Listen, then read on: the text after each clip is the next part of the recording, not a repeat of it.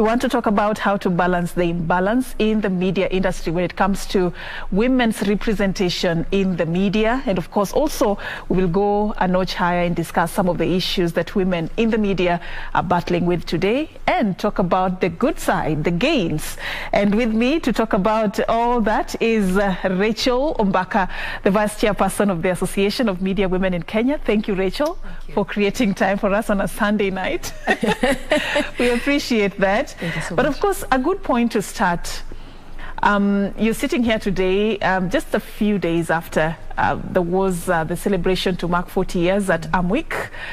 I'm sure this must have come with quite a number of milestones that probably you would like to, share with us. Tell us a bit about how the journey has been and what are the key highlights for you. Absolutely. Thank you so much, Safin, for having me. When we were celebrating Amwik at 40, it was not just a celebration for Amwik as an organization, but as women in general in the media. If you sit down with veteran journalists like Joseph Odindo, he'll tell you when the media was starting out, when media houses were being set up in the 1900s, like Standard, 1960s for Nation Media, there were very few women, if at all. And by the time you were having a woman in leadership in the media, it took years and years for that to happen. But right now you have the likes of Pamela Sitoni, you have the likes of Pamela Sigi, Jamila Mbogwa, you can name them and you can see them. So that's one of the things that we were celebrating. The number of women were few, but now there are many, and there are many at the top as well. They may not be at the number that we want them to be at, but at least there is progress. Aside from that, when Amwik started, they started out as just a group of less than 10 women who wanted to see changes in the media sector. So they would meet in one of their houses, to discuss what can we do to change this space. But right now we have almost 500 members. And considering where Amwik started from and the vision that the founders had, 500 is quite a big number, And that's just members of Amwik. There are other women who are members of other associations. So we are many, and that's a celebration. Another thing is the number of partners that have come on board because they're like-minded individuals. For example, the EU in Kenya, you have Article 19, you have Journalists for Human Rights. They also want to see women thrive. So you find that they are seeing what Amwik is doing and they want to amplify that. They want to amplify the voices of women. So they were part of our celebrations, as you mentioned, during the 2 days, because they have seen where we have come from and they want to see us make even greater gains in the media sector. Yeah. So it was an opportunity to celebrate the gains that have been achieved over time. Yes. Why is it crucial to discuss the gender agenda when it comes to, media representation? Because I'm yet to see, and correct me if I'm wrong, an association of male journalists coming together to support each other. Why is it important to have an organization such as Amwik and also to discuss issues revolving around women and their existence in the media? There has to be a story behind that story. Absolutely. And it stems back to what I was talking about earlier. The media industry was designed by men, for men. And for women to break that, it took a lot. It took the boldness of the Amwik founders that I'm talking about. It took the boldness of women who were like, I can do this. This is not just a men's thing. I can cover politics. I can cover sports. And for other women to see this being done, it also means that in terms of generation, if your young one can see, for example, Safin reading news, she'll believe that she can do it as well. Because in the past, they only saw men. So you want women to see other women doing it, to encourage themselves, to give them more confidence. And this is why we have to keep these conversations going. And not to downgrade what men are doing. Men are doing a fantastic job, but we want women to also have a level playing field. And this is why we have associations. And you're not the first one to ask me, how come men don't have associations? It's a valid question, but when you have been here and then you have someone who has been at the bottom, you want to help this person at the bottom rise up. And that is why associations like ours came to be, because they saw that there was a gap in terms of gender. And to lift up the other gender, we decided, why not have a support system, a safe space, somewhere where we can tap into individuals who have gone ahead of us, stand on their shoulders, so that we can be at least at the same level. All right. Yeah. I want us to talk about some of the key issues that have come on the table as issues that women are facing. Probably in the course of that journey, what would you term as some of the biggest challenges that women in the media are facing or have faced over time? I'll start with the biggest elephant in the room. Yeah. I heard earlier when you were talking with your co-host, and he heard that Kenya is leading in sexual harassment cases in Africa, and it was a shock to him. And it's also a shock to many, because the media covers ills in society, but we don't cover ills, you know, within the newsroom. People don't know what goes on in the newsroom. But when you make these things public, then at least there's a mechanism for redress. People know what's going on, and you can find solutions on how to address it. So the first major challenge, I would say, is sexual harassment and the silence around sexual harassment. There is fear. The victims, the survivors, they fear talking about it because of reprisal. They fear they'll lose their job. They fear shame. They will be shamed. They fear being the talk of town. You'll go and report, and all of a sudden your story is, you know, everyone is talking about it. And then even when they do report, nothing is done. You know what I mean? Because most of the perpetrators are in power. They wield power. They decide whether or not you'll have a job to come to tomorrow.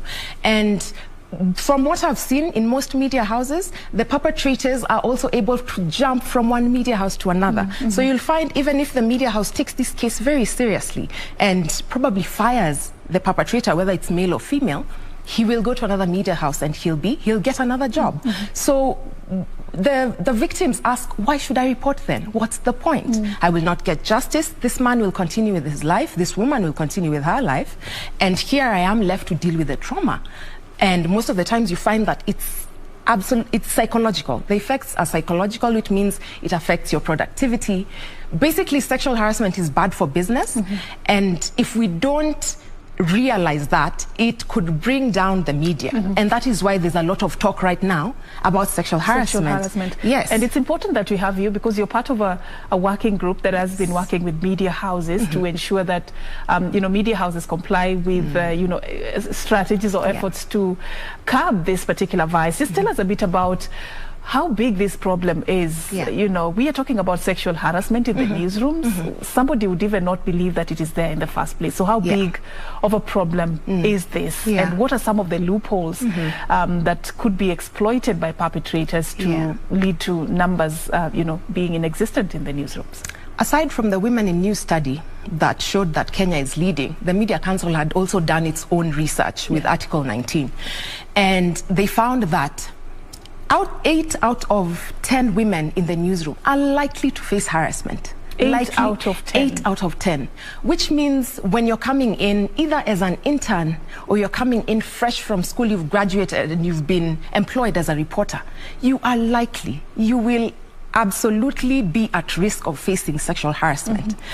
And the number of women leaving the newsroom right now, it is because of sexual harassment. You cannot thrive in an environment where you're looked at as a sexual symbol, where you enter and the first thing someone does is comment on your dressing, or, you know, makes lewd jokes, or you find the person you're sitting next to when you're doing your assignment is watching pornography. That is what sexual harassment is. It makes you uncomfortable, and yet you're supposed to be comfortable when you're in your working environment.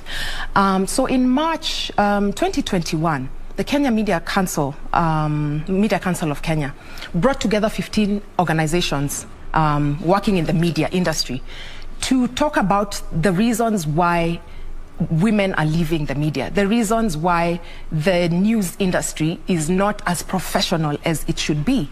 And one of the reasons that came up was sexual harassment. And then AMWIC now was chosen to lead interventions. So this ad hoc committee, of which I am the chair, has developed a work plan to address advocacy, to address awareness. Some people will tell you, I didn't know that was sexual harassment, and then they will get aware with it, and you can't blame them, because you can't blame someone who tells you I didn't know. But once we deal with this sector of awareness, now that will no longer be an excuse, right?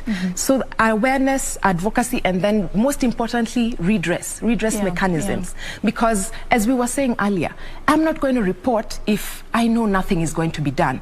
And even in terms of reporting, do I feel safe enough to report?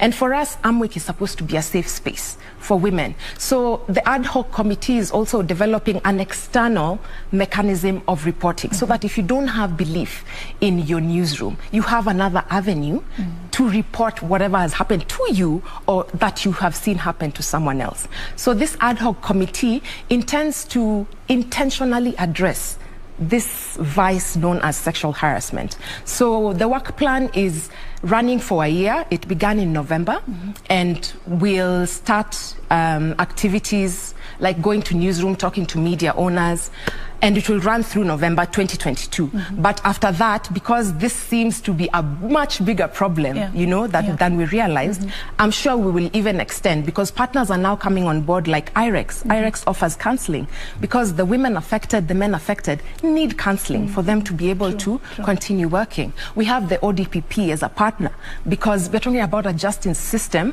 which the process is very long. So once you have a partner like the ODPP on board, you know how serious this matter is, and you at least feel like this matter is being taken seriously. So far, where are you in terms of implementing that particular work plan?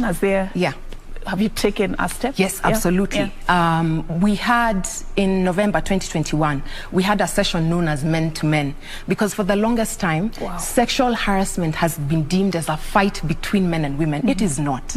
It is violation of a person's dignity. It's personal, right? And for a person to feel uncomfortable, that means that they can no longer work properly. So that is why we decided to have the Men-to-Men conference. We've had men-to-men in different regions of the country, so that they can be the champions. They can speak out for women, because most of the people affected with sexual harassment are women. The numbers are greater than men, which is why when you have men speaking for women, it is a much better approach than when you have women speaking and complaining about it. There's a friend who calls it the Book of Lamentations.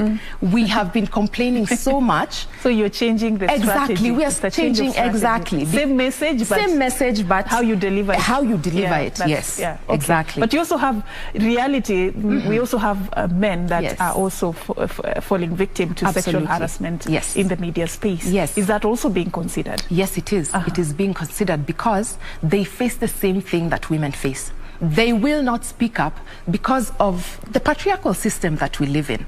A man who comes up and says, I've been sexually harassed, will either be ridiculed, laughed at, or told, you should be enjoying it. You should enjoy the attention. You're a man. And yet he feels violated. And that is why I said it's a very personal thing, sexual harassment. And for you to feel violated, it means you've been affected and you need redress. But for a man to feel safe enough to come up and say that he's been sexually harassed, you have to create a space for him to feel safe, and there has to be systems in place where he can say, okay, this is how I can report, and this is what will be done. All right. Yes. Rachel, there's a lot to discuss, and I want us to talk about another elephant in the room that is underrepresentation. But before then, just a general comment on how, this vice could have impacted the performance or, what women are bringing on the table in the media industry, or even just men who have fallen victim on this particular vice. Any impact that you can cite? Aside from leaving the newsroom and writing off media houses in general, there is a perception that the media is a lion's den. There are people in the newsroom right now who are parents, and they will tell you, I will never allow my daughter to join a newsroom. And it's a shame, because how can you have such a vibrant industry that wields power in society, that sets the agenda, and yet you have parents of the younger generation telling you, no, I won't allow my daughter to. No, I can't. It's unsafe. It's, I don't want her to go through because of the realities. Exactly. So we look bad out there, and it's not right. Aside from that, there is the individual. There are women who have become depressed. You find that a woman is a high performer. She does excellent stories. She does excellent coverage of news. I had one of your reporters reading sports news. But then this thing called sexual harassment happens. Do you know it changes you as a person? All of a sudden, you're a shadow of your former self. You have self-doubt. You no longer believe in yourself. You start drinking. You start skipping work. because you've been affected by what has happened to you. You blame yourself, especially when there is no redress. You blame yourself. You're like, what shouldn't I have done? What should I have done so that it doesn't happen to me, right? So these things that we don't think about, they are all tied to productivity. Okay. Yes. Quickly, just tell us a bit about the underrepresentation. Why is it important to have an adequate, representation of women in the media, especially in the senior position? Yes. How will that change anything? Yeah, anyway? That's an excellent question. Yeah. And last week, KEPSA launched its gender mainstreaming policy because they have realized that having women on top adds some sort of value, and the value is quantifiable. I think they said organizations that embrace women in leadership increase a country's GDP by 20 to 30%. So when you look at the bigger picture, you are not doing women a favor. When you embrace women, when you bring them up to leadership positions, it adds something to the economy, because they often say women are the backbone of an economy. So when you have a woman up there, you're assured that your company is going to do well.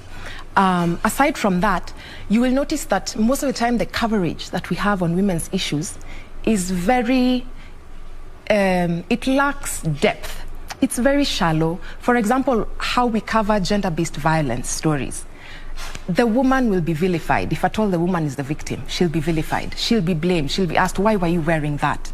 Then the man will be asked, or rather questions surrounding the man will be like, he was a church-going man, he was a quiet man, she provoked him. And I feel, from where I sit, I feel that if we had gender mainstreaming within media houses, if we had women being the ones who make decisions on how we cover these stories, such things would not happen. Or if we had men who are trained on how to cover traumatic experiences such as gender-based violence, the victim would not be victimized. All right. Yes. Rachel Ombaka, I wish we had more time for this conversation. Of course, we can do this all night. Thank you for your time. Thank you so much. And that's how we've come to the end. 30 seconds for your final word as we close this particular interview. Absolutely. I would love to particularly speak to the younger generation who probably think that the media is not a good place to be. It is a good place to be, especially when you have organizations such as Amwek speaking out for the rights of women.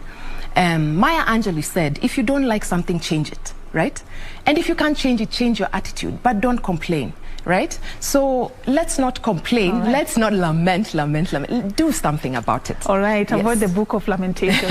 Thank you. Thank you, Rachel Ombaka, Vice Chairperson, Association of Media Women in Kenya, talking to us about how to balance the imbalance for women in media. And that's how we close this. And of course, I've not been doing this alone. On the other side, John Jacob Kieria, you've had it for yourself. The reality is, in the media, in the newsroom, women dealing with so many issues, but of course there is light at the end of the tunnel.